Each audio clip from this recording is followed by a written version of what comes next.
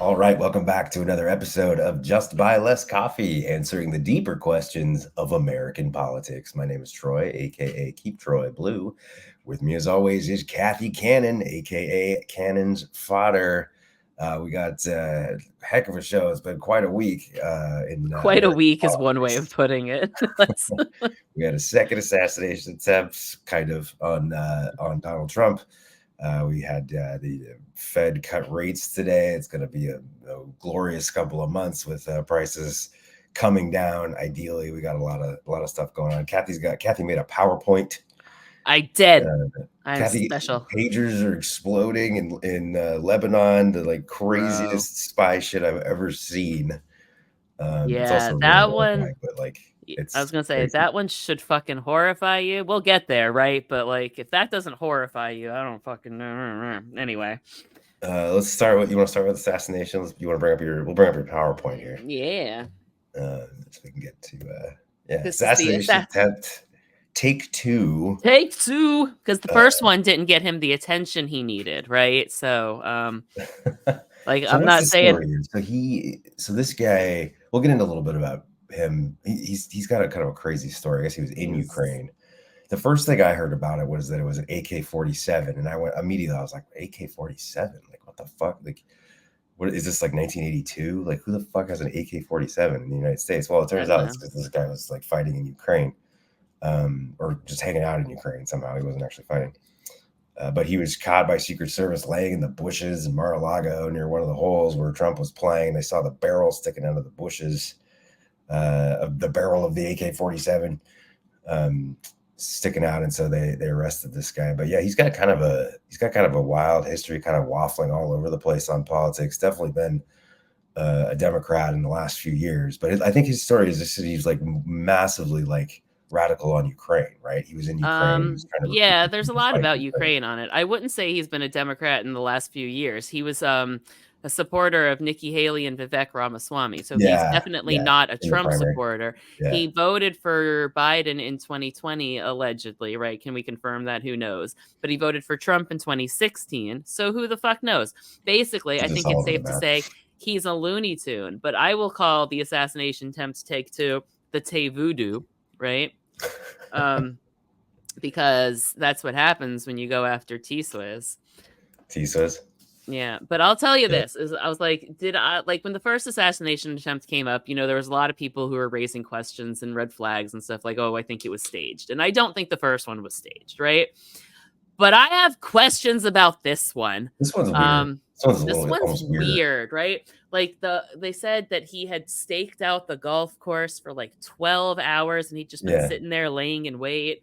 Um, in the bushes, and Mar-a-Lago. yeah, and like they would say, "Oh, but this wasn't a public event." Now, to that, I'll say Donald Trump plays golf every fucking week, like all the time, right? So, taking a wild guess that eventually Donald Trump will show up on his own golf course, I don't think it's like Well, too wild of a stretch. You know, it's not that's much of like a a conspiracy. I mean, the dude yeah. golfs like every other day. I mean, eventually he's going to show up. Yeah, exactly. But do I think Donald Trump planned this? No, I don't. Like I think he's a divisive person who is stoking like violence in general using, inflammatory and violent rhetoric, and when you do that, you can't really be shocked that your calls for violence result in violence. Yeah, yeah, So I don't know. I would like to think that like remember how after the first one everyone was like, "Oh, he seems humbled. He seems like put in his place." Not now. Like he took this and he immediately was like, "The Democrats made this happen and they're attacking me and their rhetoric got me shot." I was like, "Your rhetoric got you shot, bro. Like your rhetoric. Like George Wallace didn't get shot cuz Democrats said he was dangerous. George Wallace got shot cuz he said racist shit. You know what I mean? Like yeah. you're not getting shot because Democrats rightfully think you're a threat to democracy. You're getting shot because you're a threat to democracy. Like, Well, I it's don't not. know. You can't. Work here. I'm glad that everybody got every Democrat got the memo that we're not just going to be super nice to Donald Trump. Again, this guy didn't get any shots off like the last guy. The last guy got ridiculously close. The last one was just a massive fuck up by Secret Service, I think. I mean, Yeah. I don't know how And I that's. think that's probably why people are freaking out about this one. Like, oh, was it Secret Service's fault again? And I don't think this was. I mean, like, he like being from South Florida, I know this golf course. I know where it You is. played Mar-a-Lago recently? Are you like a No, I regular at mean, the no, I'm just saying, like my point is that you can see this golf course from the public street. Like you can drive past Trump International and see people on the golf course, meaning that I could be driving down. you could I think see, it's in theory, you could see Trump from like the road or something. yeah, that's what I'm saying. I could be stuck in traffic, glance over and be like, "Oh, it's Donald Trump." So it's like a little unreasonable to think that every fucking Sunday when Donnie feels like playing golf, they shut down a major highway in South Florida because it has like Donald Trump maybe shouldn't play on his own courses, right? Like other Well, presidents played golf, but they didn't do it on public courses with direct highway access. You know what I'm saying? well, now we're getting into the physics of like the Secret Service protection on golf courses, and like some of the news coverage was asinine. It was like, will this affect his golf game? Who The fucking Secret Service cares? came out, or somebody, it was the FBI or Secret Service, somebody just came out and literally said, like, we don't really have the resources. He's not the president. We don't really have the resources to like provide as much coverage as we would to To if a he was the sitting president. president. Yeah. But yeah, I mean, it's hard to cover golf courses. Yeah, I mean, but you'd have to, if it's that exposed, it would be pretty difficult. I mean, if it was off in the wilderness or something, I imagine it. Yeah, no, like people's houses sit on that golf course, like it's one of those golf courses that people live on, right? So like Yeah, yeah. you could be over at a friend's house, go into the backyard and be like, "Oh fuck, look, there's Donald Trump," right? Well, he By the doesn't. He'll way. probably do it now. But he was playing with like, I mean, the golf course was. It's not a public course, but like there were other players on the course, right? Like they don't shut down the course when Donald Trump's there. Right. They probably will Yeah, like now. maybe.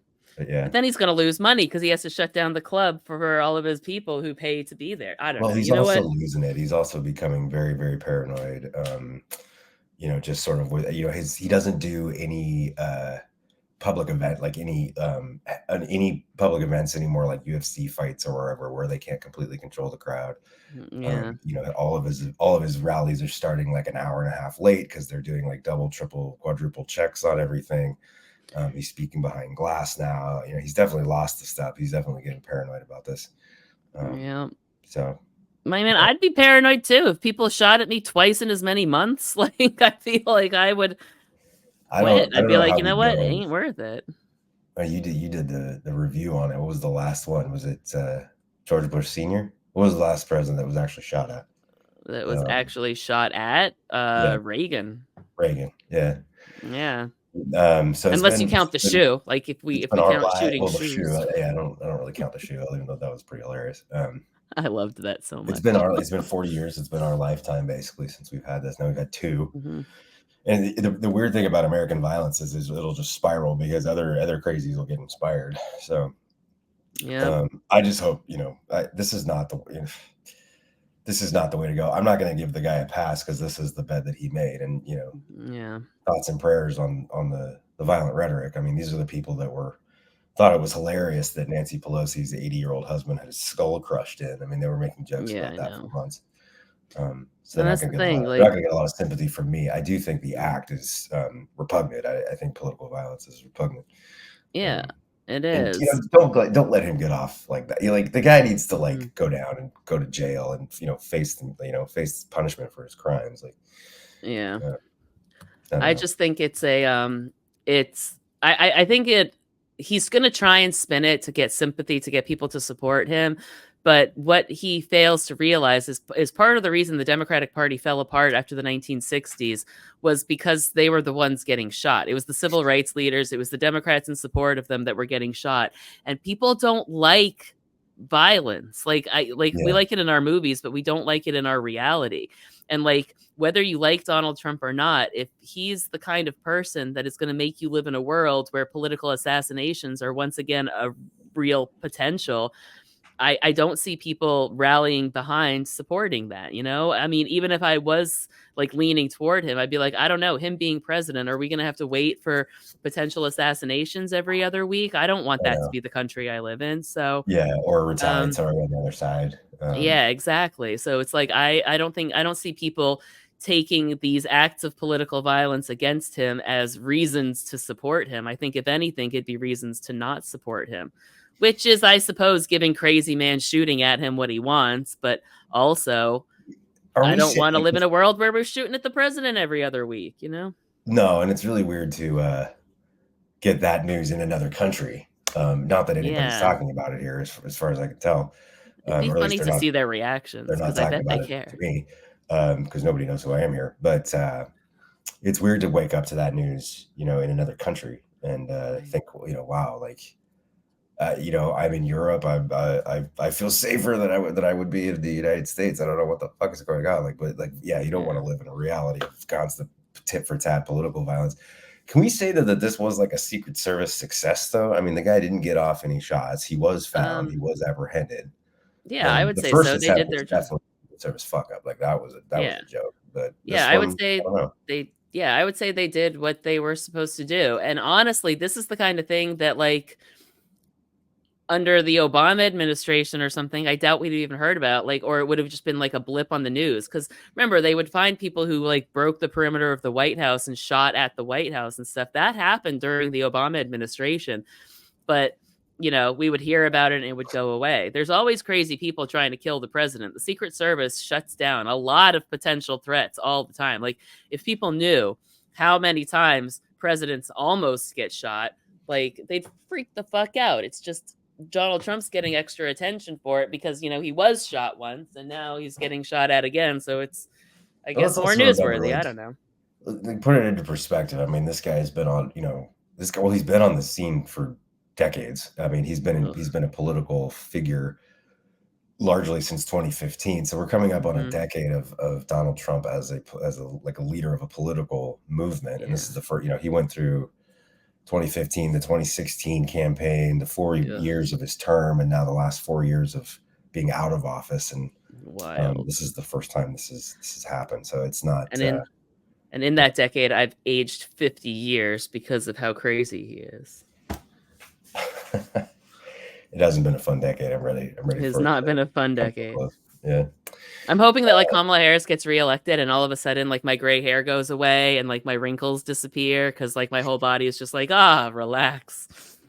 We should do a deep dive on presidential terms and how Kamala could now, after being vice president for 4 years, could now be president for 8 years. We could have a lot of Kamala in our future. You know what? I'm all right with it. I'm Or all right with it. she could step down and let someone else go too. We just keep playing this every 4 years. Truthfully, I do see us entering, and we've talked about this a little bit, and I know I've promised a deep dive on this, and I'll get to it eventually. But like, this is a political realignment happening, and typically realignments are followed by eras of political domination. So, like, the Reagan Revolution gave us a lot of conservative government for a long fucking Yeah, time. a long Um, time. and it's about to go the other way. Like, I don't think it'd be unreasonable to think that you're going to get like 2, 3 Democratic like I could see Kamala getting elected twice and a Democrat following her right behind, which would be a 16-year block of Democratic presidents. And I don't think that's unrealistic in the current political climate because we're all seeing how utterly falling apart the Republican Party is. Like Hmm. the 68 Democrats have nothing on 2024 Republicans. Like we fell apart, but holy fuck, do we look like we had it together in comparison? Well, I want to we got so much. I'm Okay, funny. now that we're on the Republicans falling apart, I do kind of want to skip ahead Oh, that's cool. to some of this stuff. So the pet eating thing just won't go away. There's been 33 bomb threats. The city of Springfield Wow. officials are just begging Republicans to stop talking about this and just admit that it was made up, Mm-hmm. but just move on. And they can't shut the fuck up about it. They're I still know. fucking talking about it. They've had to evacuate school campuses. They've shut down in-person learning at the two colleges there. They went to virtual. They had to go on lockdown in their hospitals. I mean, it's an absolute fucking mess. And Mm-hmm. accountability is just not in the language of these guys. So you had JD Vance over the weekend talking to Dana Bash on it, and he kind of admitted that it was bullshit, but he took no accountability for it. And in fact, he said that he Mm-hmm. had to do it. They had to make up this lie about the Haitians eating pets because it had to bring, the national media's attention to what's going on in Springfield. Once and for all, you again started this in part by saying that, at which Donald Trump repeated on the debate stage, that, and he didn't say anything about the policies that you're talking about. He just said Haitians are eating dogs and cats. Can you affirmatively say now that that is a rumor that has no basis with evidence? Dana, the evidence is the first-hand account of my constituents who are telling me that this happened. And by the way, I've been trying to talk about the problems in Springfield for months, and the American media ignored it. There was a congressional hearing just last week of angel moms who lost children because Kamala Harris let criminal migrants into this country who then murdered their children. The American media totally ignored this stuff until Donald Trump and I started talking about cat memes. If I have to, create stories so that the American media actually pays attention to the suffering of the American people, then that's what I'm going to do, Dana, because you guys are completely letting Kamala Harris coast. You had one interview with her. You talk about pushing back against me, Dana. You didn't push back against the fact that she cast the deciding vote on the Inflation Reduction Act, which is why a lot of Americans can't afford food and housing. You just said that you're creating creating about a story. Public policy. Awkward pause here. Yeah. Sorry, you just said that you're creating the story. What's that, Dana? You just said that this is a story that you created. So the eating dogs and cats thing is not accurate. Dana, it comes from first-hand accounts from my constituents. Fuck that guy. Anyway, that guy is right. No accountability, no apology, no, we have children that are, on lockdowns now. The entire city is just completely reeling from this, falling apart. And he has the balls to just get up there and say that, like, not only did he make it up, but he had to make it up because he's out there trying to help people by making up stories about legal migrant communities in Springfield that, by the way, like the local business leaders all say are, incredibly beneficial to the economy. Strain on infrastructure, to be sure, but very beneficial to the local economy. So, I mean, that's the Republican Party right there. Yeah, and like to those who can't see it, they're stoking terrorism, right? Like they're creating these stories to elicit fear from people. So those people acting out of fear make terroristic threats to schools and buildings and restaurants and businesses. Like that's terrorism. Like where's George W. Bush when you need him to go after the fucking terrorists here? Because they're in his own party now. Yeah. Yeah, again, like you don't want political violence, but they keep making this bet, and eventually they're gonna have to lay in it. I mean, I'm like the idea that some like poor 6-year-old Haitian kid is like being terrorized in his own community because these guys can't admit that they were wrong. They can't admit that it was a bullshit lie and it just got out of hand. It's so racist. It's so gross and disgusting. It's stochastic terrorism. That's the word I couldn't find in my brain. Somebody's gonna get hurt. Then you had the little a little bit of a hard R on the Megyn Kelly. Oh my God, that was so bad. Rich, what a hard name to say. Rich Lowry. Had a little oopsie on television there. He had to pull. I don't have the clip of it, but yeah, he had to. I would say don't play the clip. I wouldn't want to, right? But it was so funny how one, Megyn Kelly barely noticed that it happened, but when the internet noticed, she was like, "I can't believe you'd say this. He's such an upstanding guy." I'm like, I wrote the book on literal nationalism. I'm like, right. This party has lost their fucking minds, and I don't know. Like there was a moment where I thought Megyn Kelly was coming to her senses after Donald Trump went after the whole blood out of her, whatever. But no, she just doubled right back down. Yep. Yeah. She's terrible. She's one of the worst. The way she lost her mind about the Taylor Swift endorsement too. She's gross. She had herself a tantrum. There's a reason why she was on Fox. So she's gross. She's a terrible person. Terrible person.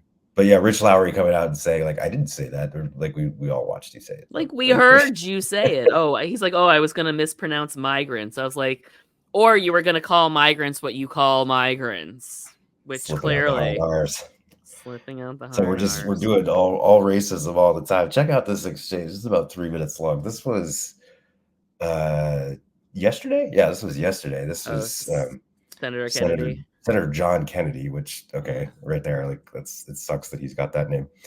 from Louisiana. And this was remember, the Senate is Democratic controlled. This is a Democratic controlled committee. This was a committee on hate crimes, anti-Semitism, mostly about anti-Semitism on college campuses. This woman, what's her last name? It'll say on the screen here in a second. This one was the lone Muslim testifying. She's the executive director of the Arab American Institute. The lone Muslim testifying. And this is she was getting shit from the usual suspects, from Josh Hawley and Ted Cruz, who are on this committee.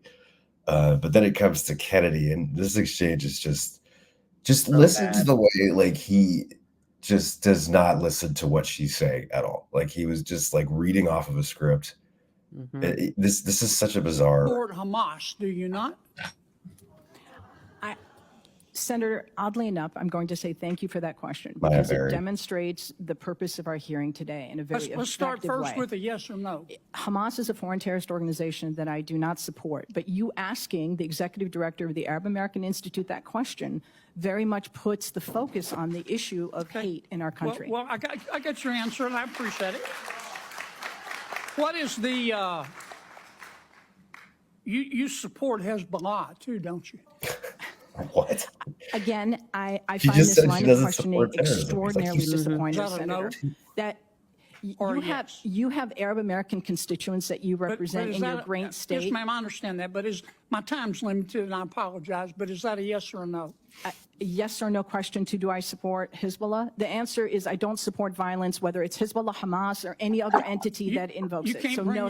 So a little background. So this committee is not about, like, this hearing is not about like October 6th or like Hezbollah or Hamas. This is not like the Armed Services Committee or the Intelligence Committee. This is about hate crimes on college campuses. And she makes that point a couple of times. Like, why are you asking? This woman's not there to testify about Hamas. She's there to testify about hate crimes being experienced by Muslims. Yourself to say no, can you? No, I can say no. I can say yes. But what I can say is your line of questioning.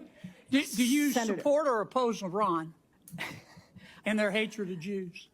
Again, I'm going to emphasize Iran, Hezbollah, Hamas, none of them is going to this discussion. You can't bring yourself to say no, sir. I don't support. It's real simple. Excuse me. I'm going to, if I may, as a Muslim woman, sir, I'm going to tell you I do not support Iran. But what I will tell you is that this conversation. I'm running out of time. I'm sorry. I'm running out of time. You called our decision to cut funding. Somebody's just tearing him a new asshole in the audience. First, what's the United Nations Relief and Works Agency? It's UNRWA, which is the institution that exists to provide services and aid to the nearly 6 million Palestinian refugees. And you called our decision to cut funding for them, quote, an incredible moral failure, close quote. That is absolutely correct. But again, I would suggest that conversation is about foreign policy. We did that because 9 UNRWA staff members were fired for actually helping Hamas on October 7th. Isn't that the case? I don't believe that that's correct in terms of... Let me ask you one more time. You support Hamas, don't you? You support UNRWA and Hamas, don't you? Sir, please. I think it's exceptionally disappointing that you're looking at an Arab American witness before you and saying you support Hamas. You know what's disappointing to me? I do not support Hamas. I do not support Hamas. You don't support UNRWA. You don't support Hamas. I was very clear in my support. Like twice. And you don't support Iran. You should hide your head in a bag. Your time has expired. Please. Ms. Berry, I'm going to allow you to respond to any one or all of those questions at this point. Senator Durbin, thank you very much for holding this hearing and for elevating the issue of hate crime. It's regrettable that as I sit here, have experienced the very issue that we're attempting to deal with today. The introduction of foreign policy is not how we keep Arab Americans or Jewish Americans or Muslim Americans or Black people or Asian Americans, anybody safe. This has been regrettably a real disappointment, but very much an indication of the danger to our democratic institutions that we're in now. And I deeply regret that, and I do hope that my testimony today has been helpful to understanding the need to respond to hate. Give that woman a medal. He's so disgusting. Like I've always hated him. Like his voice alone makes me want to set things on fire.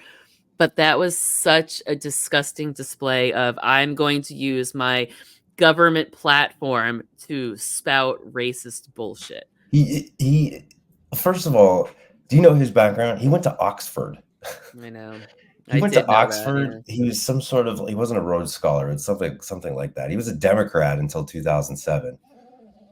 He doesn't actually talk like that. He switched parties and became like a foghorn leghorn. Like, I'll say. And he's been running as this like Republican, Louisiana foghorn leghorn. But he went to fucking Oxford, so he's just an ingenuous asshole. But you could tell, like, he had absolutely no idea what that hearing was about. He saw that he was going to have the opportunity to question the head of the Arab American Institute, and he just immediately went to like, oh, I'm going to get on Fox by accusing this woman of being a terrorist. Like, it had absolutely nothing to do with Hamas or Hezbollah. Like, the fact that she exists and she's a Muslim, an Arab Muslim woman, does not, all of a sudden she's being questioned for like her terrorist sympathies in Congress. I know. But like Boebert, Marjorie Taylor Greene, Hawley, Ted Cruz, they all do the same thing when they're questioning people in these hearings. They don't actually want answers to their question. They want to use their questioning time to just spout nonsense. And then when somebody tries to actually answer, they talk over them, don't let them, or don't listen to them at all. And it's the same like playbook that they all have. And it's tired at this point. Like, it's fucking tired. Well, Hawley accused her of supporting genocide. I mean, he was putting up, signs that protesters were carrying, calling for intifada, which again, intifada just means uprising. And she explained that in the hearing, and so he accused her of supporting genocide. So the way they went after this woman, but they're just, they're trying to out sort of Fox News each other. They're just trying to get the best clip on Fox News. The irony of saying that when it's like literally Israel doing the genociding, and speaking of that, look at us just like going through the topics here. Pagers exploding. Holy shit! This is the craziest shit. This one bugged me to my core, truthfully. So this is, and it happened again today. So after October 7th, Hezbollah, which is a Shia militia in southern Lebanon, they don't just fight Israel; they also fight a lot of other Lebanese people. But they are a proxy of Iran. They largely have just kind of taken control of southern Lebanon. They're another like sort of militia that has a political wing attached to it. They stopped communicating with cell phones after October 7th. They went to pagers because people like regress in technology when they feel like they're being watched. So they just started using these pagers. They all have little pocket pagers on them. At precisely 3:30 p.m. local time on Tuesday, all of these pagers exploded. Like 1,000 pagers exploded at the same time. They all had mini explosives hidden inside the pocket pager. Thousands of people were hurt, injured, killed by this. It turns out that Israel somehow got their hands on these pagers. I mean, it's still not sure if Israel intercepted the shipment of these pagers to Lebanon. At what point Israel, the Mossad, got their hands on these pagers, but somebody at some point inserted miniature bombs into all these pagers and triggered them all with a page. Somebody at Israel sent a page, and it detonated all of these pagers. And then they did it again today with was it loudspeakers, megaphones, something like that? Some other piece of equipment exploded today. Yeah, so I had only like just seen like the thing pop up on my phone right before we started recording because I was at work all day. So I don't really know. But this is just a couple thoughts on this, Cathy, and this is old school, like Cold War type spycraft. This is going to go down in history as like one of the most audacious, crazy pieces of like spycraft.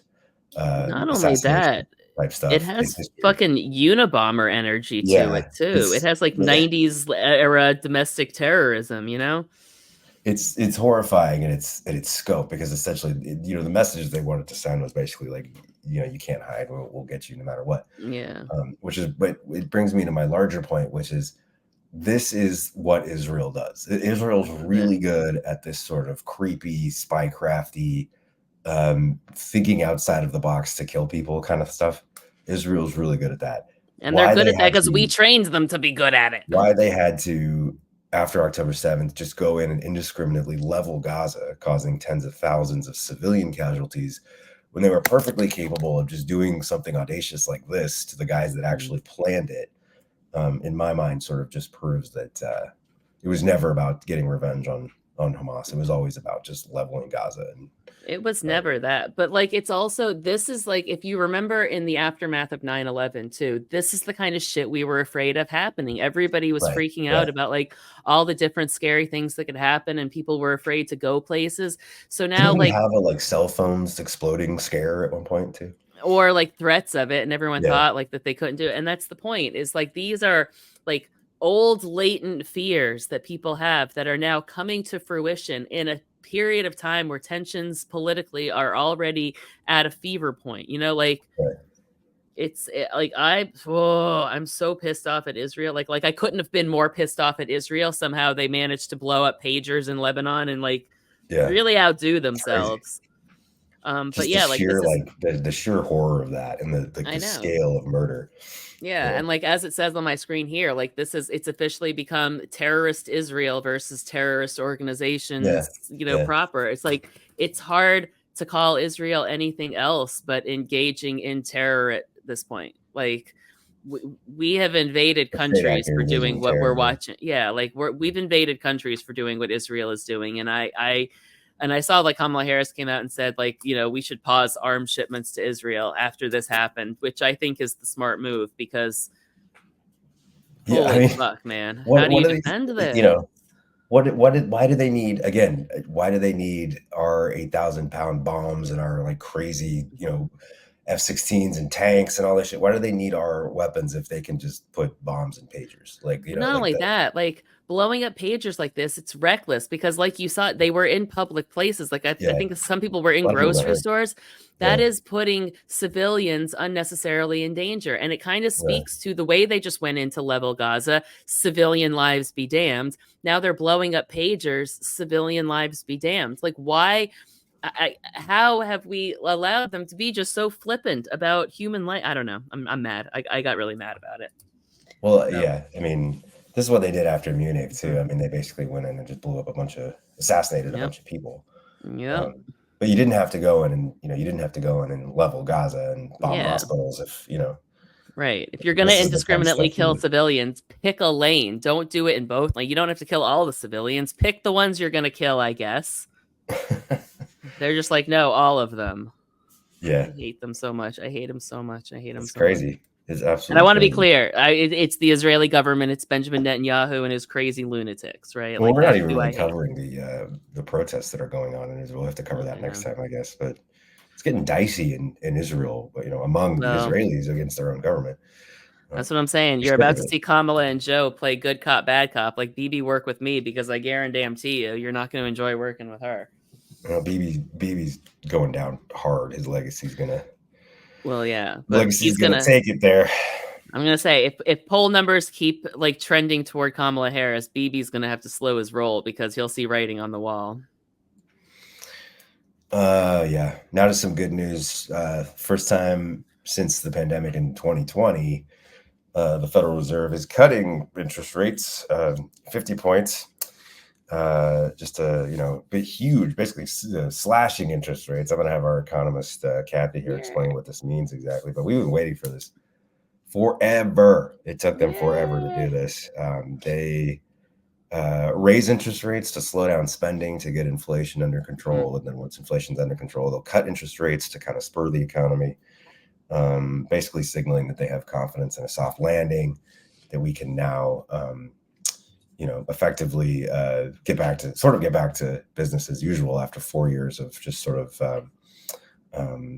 hyper regulating the economy after the pandemic. But what does this mean exactly, economists, Cathy, and how does this work? First of all, I will say this is another one of those Cathy called it moments, because loyal listeners of the show will remember that, like, it was in the summertime that I said you'll see rates fall probably in September by 0.5%, which is 50 points for those paying attention. But it's fine. And the only reason I can call that is just because I understand how this works. And basically what it means is the reason we got the full 50-point cut instead of the 25-point cut, like the data was saying that it should have been that.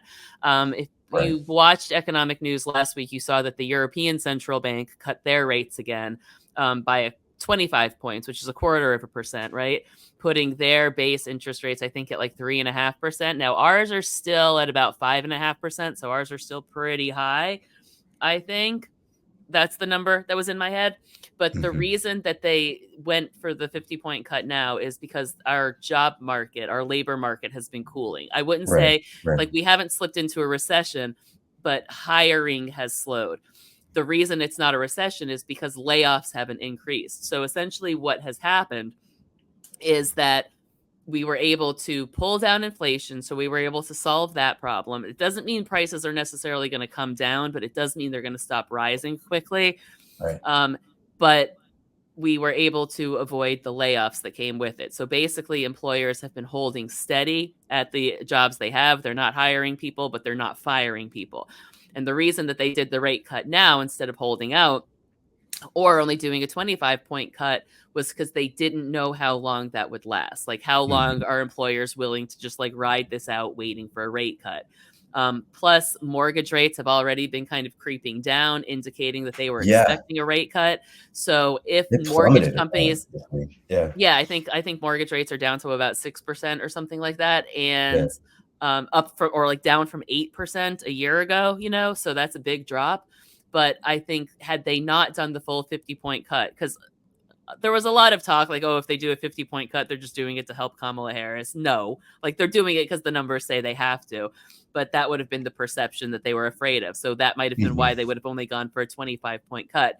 But the reason they went for the full 50, I think, is a couple of reasons. One, because they didn't want to spook the mortgage market, having already started to cut their rates, right? So they wanted to give them a little bit of a break. But with the European Central Bank cutting their rates again, they need to, like, it's currency stabilization at this point, right? People are going to put their money into, or people are going to be borrowing money from European banks at lower rates than American banks if our rates don't start dropping as well, right? So that's what I think it is that they have to stay competitive on the global market, and Europe's rates are already lower. So we need to start lowering ours or nobody's coming to our banks. You know what I mean? Right. So this is really good news. Now, how long it'll take to see the impacts of this? Because remember, like the Fed rates are not directly tied to the interest rates we paid, right? And this is the hardest thing I have to explain to the kids, because interest rates or Federal Reserve, that's like the mental trick I give them. But the Fed doesn't change the interest rates; they change the discount rate, they change the federal funds rate, which impacts the interest rates, right? So a 50-point cut at the base level, you might see like credit card rates and car loans and all of that stuff start to fall in the next 6 months or so. The one I'm hoping to see, and the reason I think that this is potentially possible and could potentially be a boost for Kamala Harris, is that because mortgage rates have already started creeping down some, a lot of people who have flexible rate mortgages who really got beat up with the inflation because as the interest rates went up, they've been struggling. Those rates already started to come down. So if they see another drop in their payments come November 1st because of this rate cut, even if it's like $50, like if 4 days before you go to vote for president, your mortgage payment fell $100, I think that's going to put you in a mood, you know, like a good one. I'd be like, oh, more of this, keep this going. And definitely. And it definitely speaks to like all of the economic narrative that Republicans have had, like, oh, prices are high and interest rates are high, and it's because of the Democrats.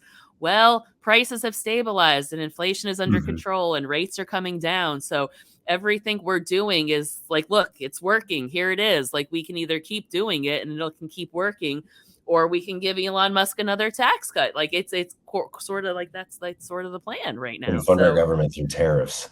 Yeah, and oh Jesus Christ! Because Donald Trump thinks that tariffs are a tax on other countries. He still doesn't understand how those work. So how good news is this going to be? I would say, depending on what Donald Trump truths tonight. So if you wake up Thursday morning and would like when you're listening to this episode, go ahead and look to see what Donald Trump said on the internet last night. And if he had a meltdown, you know this is really good news. And I guarantee you, he had a meltdown. I don't know what it is yet because I'm ahead of you listening to this, but yeah, this is well, good he had news. a meltdown about we'll cover this next week, but he had a meltdown about the continuing resolution about the government shutdown. Oh my God. He's telling Republicans to blow it up again once the government shut down. I cannot wait to see them shut down the government about this. Like, because that's so stupid. Like, they always seem to think a government shutdown is going to hurt Democrats, but it always makes them look stupid. It always backfires against Republicans. I know we are rightfully so, but I know the public always blames Republicans. It only happens when Republicans control the House.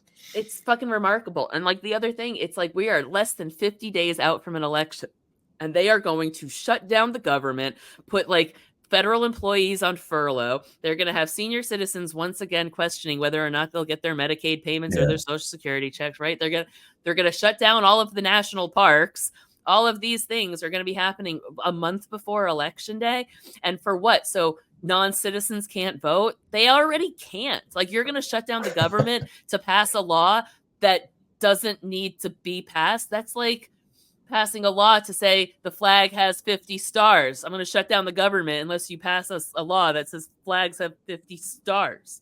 Well, they already do. Why do we need a law to say that? That seems stupid.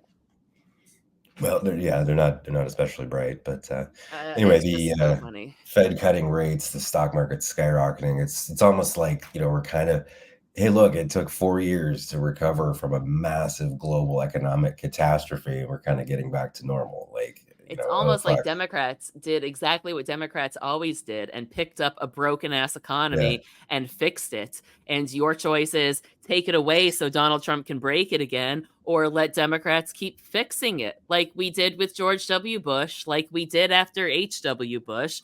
Like, this is the we're trend. Going through this shit again. The people that broke it are asking you to put them back in charge because the people that fixed it didn't fix it fast enough. I know. It's like one of the kids asked me today, they're like, Miss, how come millennials are so liberal? And I was like, well, I don't know for sure, but I venture to guess it's because every time they've had a Republican president, the country has devolved into war and economic like recession. And every time we've had a Democratic president, we've had economic surpluses, like wage growth and hiring booms. So just a guess, like off the top of my head, right? Like Republicans gave me student loan debt in the Great Recession, and Democrats gave me a higher minimum wage 12 years ago or 18, because we've 20 years literally ago. never had a successful Republican government. I've never seen it. Yeah. Ever. Like the closest thing to a quote successful Republican president you can point to is Ronald Reagan, but his success is at the expense of the millennial generation. He was a terrible president. Well, no, like his success is basically just he stole the prosperity of the millennial generation to make it look like he was successful. And why do we hate him? Well, because he stole the he went on TV talking about mortgaging your children's future while mortgaging my future in front of me and somehow blaming me for it. I'm like, bro, I'm 8. Like, yeah, he fucked up Reagan, as we know. One of my friends said, hey, I'm going to go see the Reagan movie. Do you want to go see it? And I was like, in what universe do you think I'm going to spend money to see that movie? Like, will I eventually see it? Sure. But I'm not paying to see it. If they want to make like an honest biopic of Reagan and, cover him fairly and talk about the fucked up shit he did too. But that's clear. That movie was clearly just like, it was John Voight and fucking Dennis Quaid, circle jerking each other about how great Reagan was. That's usually what they do. Almost out of time. What are your thoughts as a Swiftie here on the Taylor Swift endorsement and Donald Trump saying, I hate Taylor Swift in all caps, on a True Social post? I'd be like, damn, you need to calm down. Are you okay? No, it's just fucking funny. Baby. It's I don't know if you saw the internet went nuts after this, but you know how they say Taylor Swift has a song for everything? For real, she has a song. Are you okay? You need to calm down. Taking shots at it's 7 a.m. What are you doing? Yeah, I think this is the worst campaign strategy I've ever seen, right?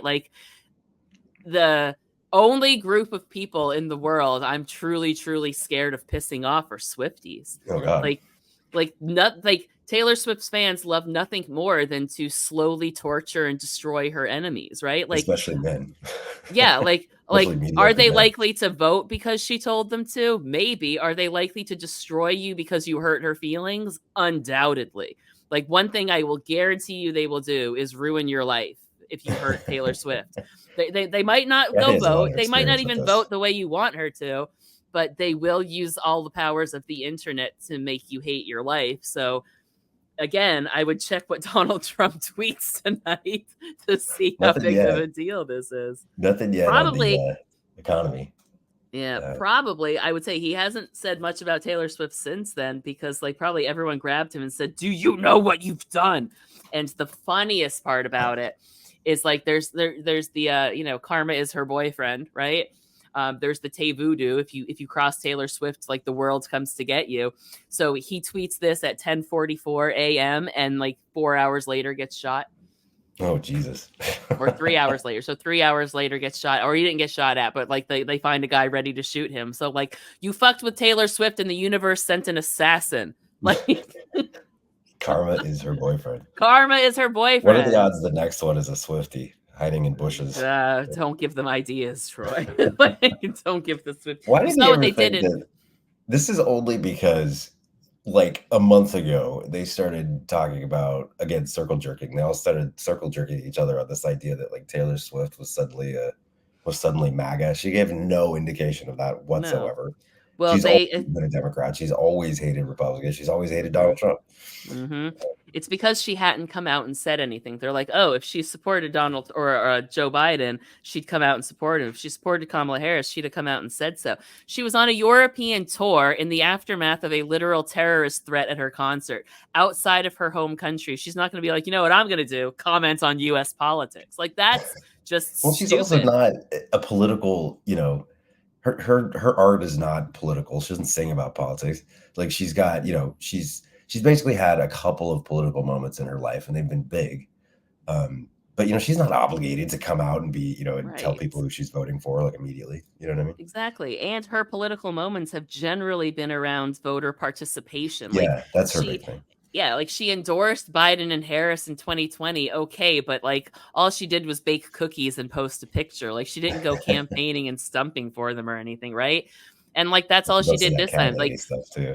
Yeah, like she threw some shade at JD Vance. I loved that. The Science Taylor, like childless cat lady. But yeah, I think that he had somehow, and like I said, they live in their bubble and they've convinced themselves that their bubble is bigger than it is. I think he had truly convinced himself that those AI pictures were real, that Taylor Swift was on his side. And when she was hugging Brittany Mahomes, he was probably like, oh, see, she loves me and Brittany Mahomes loves me and I'm going to win now. So when she came out and she was like, yeah, no, he lost his fucking mind. The echo chamber right now is they're convincing themselves that her career is over and she's losing billions of dollars. Yeah, like adorable. I was like, you know what she'll do? She'll release Reputation Taylor's version and like make another billion. It'll be fine. I just think. Go ahead. Good. I was going to say, like, the only thing worse than Donald Trump's I hate Taylor Swift meltdown was Megyn Kelly's fuck you, Taylor Swift on national television. Like, the fucking meltdowns over this have been childish and pathetic. They are fucking. I mean, the theme of this episode has just been that Republicans are fucking children. Like, they're not adults. They're not functioning members of society. They're fucking children. And by the way, we need to get them a binky. Did you catch Elon saying that he'd give Taylor a baby?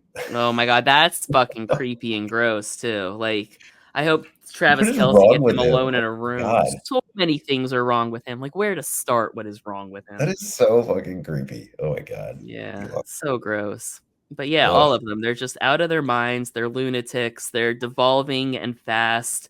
And like, I'll get you pregnant, girl. What? Ew, so gross. So gross. Like, I feel like she threw up just reading that. I would throw up reading that. Is he still getting pegged by what's her name? Who knows? Are they still together? I don't know. I don't even know. I try not to keep up on Elon Musk's life because I hate him. Yeah. Well, his life is a complete disaster. Yeah. Crazy. Insanity, What a man. week. What a Insanity. week. All right. This is the world we live in, y'all. Haitians, This is Haitian pet eating rumors, exploding pagers, fucking, oh, God. it's just been an interesting couple days, hasn't it? I So am tired. yeah, I'm me also, too, man. it's also 11 o'clock at night here in the beautiful Yes. nation of España. It's fun. So we will call it a night. Thank you for a great conversation. All right. Hey, check us out on Patreon, patreon.com/justbuylesscoffee. Subscribe, $5 a month. Get access to behind the scenes content, merch, bonus content, bonus deep dives the general public doesn't get. We're going to get back to doing those here pretty soon for our Patreon folks. We love our Patreon folks. Check out the video versions of the show on YouTube, youtube.com/justbuylesscoffee. If you're listening to the podcast on Apple, Google, Spotify, wherever you get your podcasts, make sure you're clicking that download button. Download the episode to your device. Downloads are how we are ranked with other news and political podcasts. You guys have been killing it on the downloads. So download the episode, the audio version of the episode, and head over to YouTube to watch the video so you can see Cathy's pretty face and her pretty PowerPoint and Troy's rosy cheeks from hanging out on the beach. He's got a Spanish tan, y'all. That's great. Thanks, everybody, for joining us today. Thanks, Cathy, for a great conversation. And we will see everybody next time.